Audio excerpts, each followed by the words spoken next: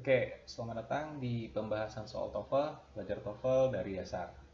Ini ada soal tipe structure. Teman-teman bisa lihat ada blank, lalu ada two major art museums, the Fog and the Sadler. Seperti biasa, teman-teman harus menganalisa dulu mana subjek dan predikatnya. Pertama-tama cari dulu yang berpotensi menjadi subjek.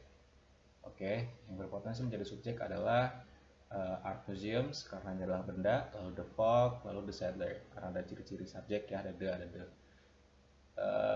Tapi yang namanya subjek harus muncul sebelum predikat. Nah, ini tidak ada predikat setelahnya ya, maka ini disimpulkan bukanlah subjek. Mereka hanya kata benda saja yang mungkin berarti objek dari sebuah subjek predikat.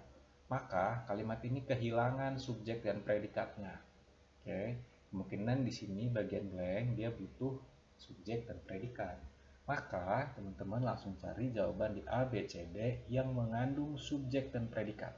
Oke, harus ada subjek dan predikat. Kita lihat yang A, itu ada Harvard University, ini boleh jadi subjek. Has ini adalah kata kerja ya, predikat. Artinya memiliki. Selain dia auxiliary, juga artinya dia adalah predikat. Artinya memiliki. Lalu yang kedua di sini B ada at Harvard University. Di sini kehilangan predikat ya, kehilangan subjek juga karena ini ada preposisi di depannya. Lalu yang C Harvard University, with its, nggak ada juga subjek predikat. Lalu yang D there at Harvard University, ini tidak ada subjek predikat. Maka yang kemungkinan ada subjek predikat adalah jawaban yang A. Oke.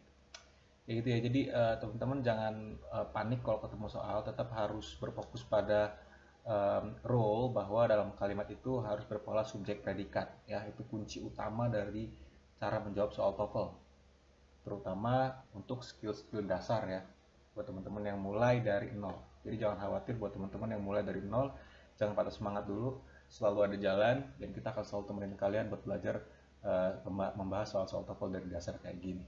Ya, kita langsung ke soal berikutnya. American actress and director Margaret Webster, blank, lalu ada for her production of Shakespearean plays. Kok pilih? Alright, kita lihat dulu yang boleh jadi subjek predikat ya. Caranya gini guys, kalau misalnya kalian bingung nentuin subjek karena banyak kata benda di sini, kalian boleh ngetrik pakai cara predikatnya dulu, cari yang ada predikatnya atau enggak gitu. Kalau ada predikatnya berarti langsung tandain. Kita lihat nih dari American actress sampai Webster nggak ada predikat ya, lalu ada blank. Lalu for sampai place di sini nggak ada predikat, nggak ada. Nah place di sini bukan predikat guys, ini justru kata benda. Oke, place di sini bukan artinya bermain, tapi di sini ini istilah sastra ya. Jadi place itu artinya pertunjukan atau permainan gitu. Jadi di sini kehilangan predikat kesimpulannya. Maka kemungkinan besar di sini harus mengandung predikat. Kalau di sini mengandung predikat, maka harus ada subjek sebelum predikat. Kita lihat dari Webster sampai American, boleh nggak jadi subjek? Nah, boleh ya, American actress and director Margaret Webster ini boleh jadi subjek karena di depannya nggak ada preposisi. Oke, jadi ini boleh jadi subjek. Maka di sini berarti dia hanya butuh predikat. Oke, predikat. Predikat saja. Tidak boleh ada subjek, tidak boleh ada yang lain-lain. Yang A kita lihat, who became famous. Became ini memang predikat, tapi ada konektor who. Adjective connector ini ya, who. Jadi ini salah, ini bentuk klausa. Lalu yang B, famous as she became, ini benar-benar ada predikat, tapi di sini ada subjek, di sini ada konektor. Jadi salah. Yang C, becoming famous. Ingat, verb in itu bukan predikat ya.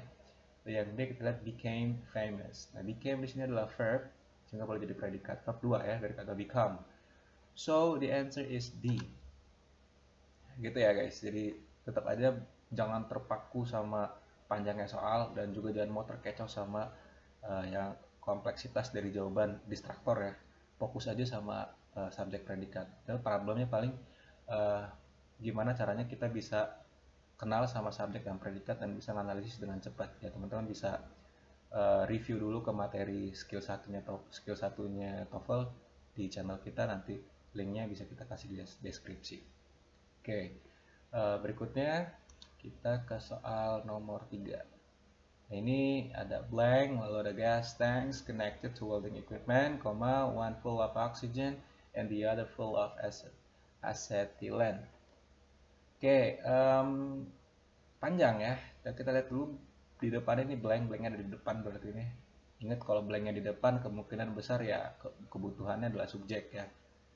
Kita lihat dulu yang boleh jadi predikat. Yang boleh jadi predikat.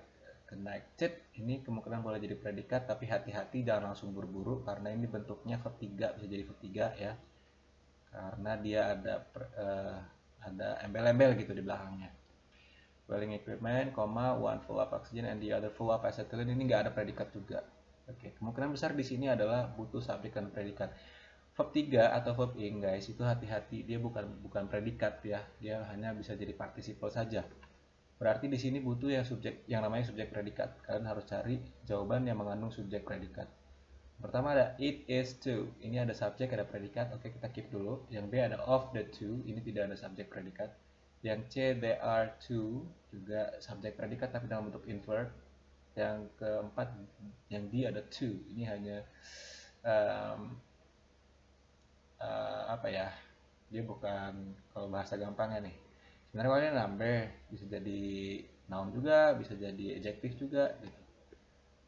Tapi lebih tepat jawabannya adalah yang C ya. There are two gas tanks. Kenapa nggak it is two gas? It is two gas. Karena gini guys, it is two gas kan ada two gas tanks ya, dua ya. Dua. Berarti kalau dua maka predikatnya harusnya bukan is, tapi harusnya pakainya are. Ya kan? Dan bukan pakai it juga gitu. Kata ganti yang tepat untuk gas tanks ini bukannya it, tapi harusnya they are two kan, they ya. Tapi lebih tepat di sini jawabannya adalah yang C, there are two gas tanks connected to welding equipment. Kenapa? Karena ini jawaban subjek predikat ya, tapi dia memang dalam bentuk inverb guys. Jadi ada adjective lagi adverb, ketika the adverb of place itu boleh di-invert, dibalik ya subjek dan predikat. Jadi subjek predikat adalah two gas tanks sebenarnya. Two gas tanks are there gitu ya. There are two gas tanks. Nah, itu sebenarnya gitu. Nah, connected to welding equipment. Jadi sebenarnya ini gabungan dari skill subjek predikat dan juga skill inversi nanti di skill 5 ya. Skill 5 nanti teman-teman akan belajar apa itu inversi, cara membalik subjek predikat. Anyway, jadi jawabannya yang lebih tepat di sini adalah yang C. Kayak gitu ya. Kalau ada yang masih bingung nanti coba kita diskusi di kolom komen. Terus teman-teman boleh tanya jawab juga atau boleh kasih masukan juga nanti di kolom komen. Kalau misalnya ada masukan gitu ya. Tapi di sini jawabannya adalah yang C. Oke, berikutnya compressed air the power to drive pneumatic tools. Kita nggak perlu tahu guys semua artinya ya, nggak perlu tahu, tapi minimal kita tahu kelas katanya, karena dengan tahu kelas kata teman-teman bisa ngegolongin dia masuk ke subjek atau predikat gitu. That compressed air, ini benda ya, air itu benda, jadi ini boleh jadi subjek compressed air dan tidak ada preposisi di depannya. Ingat kan kalau preposisi di depan subjek dia jadinya bukan lagi subjek ya, tapi ini nggak ada preposisi maka ini adalah subjek. Lalu udah blank. Lalu the power to drive pneumatic tools, ini nggak ada predikat guys. Jadi drive ini boleh jadi predikat sebenarnya, tapi asal nggak ada to di depannya. Jadi kalau ada kata kerja di depan ada to, dia bukan lagi jadi predikat ya. Jadi the power to drive pneumatic tools, ini nggak ada predikat, maka compressed air di sini butuh predikat. Nah, cari yang ada predikat di sini, yang hanya predikat ya. Tidak boleh ada konektor, tidak boleh ada subjeknya. Yang A, by providing, ini bukan nggak ada predikat. Ingat ini hanya preposisi saja dengan partisipalnya. Lalu B-nya provides, ini boleh jadi predikat guys ya, ini kata kerja nih. Yang C, that provides, that ini konektor, jadi tidak boleh ada konektor, hanya kata kerja saja. Oke, provides artinya menyediakan ya. Lalu yang D itu the provision of. Nah, sian itu ada ciri-ciri kata benda guys, jadi di sini nggak ada predikat, sehingga jawabannya adalah yang B ya, provides gitu. Jadi teman-teman nggak perlu tahu nih compressed air artinya apa, the power to drive pneumatic-nya artinya apa, tools-nya artinya apa. Jadi yang penting tahu aja kalau oh ini potensi subjek, di sini nggak ada predikat, maka di sini butuh predikat, cari jawabannya yang ada predikat gitu. Sekali lagi disclaimer, ini adalah cara-cara yang harus dikenalkan ke teman-teman yang belajar TOEFL dari dasar ya. Tentunya kalau teman-teman sudah di level lanjut, kita akan ada pembahasan dan cara menjabarkannya juga dengan cara yang lebih kompleks gitu.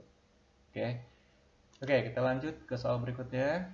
Blank blank blank by cosmic rays titik. Nah, ini pendek sekali ya. Jadi di sini langsung aja analisa, ada subjek predikat nggak? Nggak ada ya, nggak ada. Maka di sini harus ada subjek predikat. Maka cari di jawaban A, B, C, D yang berpola subjek predikat.